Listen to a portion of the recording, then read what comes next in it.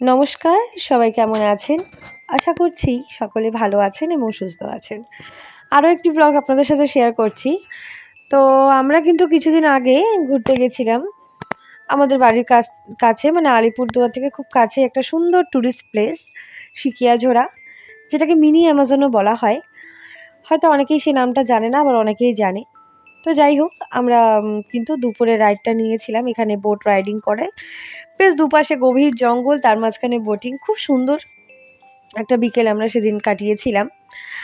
তো এখানে ভাই ছিল, আরেকজন ভাই ছিল দেবরাজ আর আমি। সাথে আমাদের গার্ড ছিল আর সাথে ছিল কাকুরা, যারা নৌকা চালিয়ে নিয়ে যাচ্ছিলেন।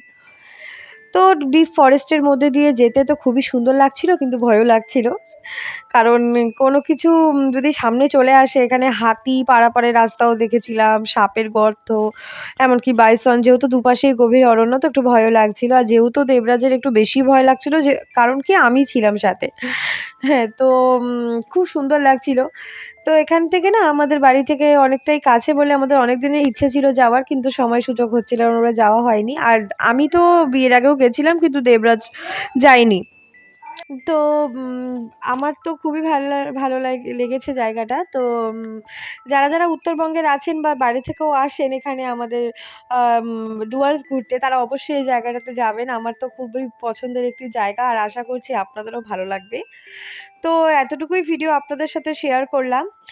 কারণ আমার কাছে এর বেশি ক্লিপস আমরা নিতে পারিনি ওখানে। কারণ আমরা সেই সুন্দর পরিবেশটাকে অনুভব করছিলাম। তো ঠিক আছে, দেখা হচ্ছে নতুন একটি ব্লগে। সবাই ভালো থাকবেন।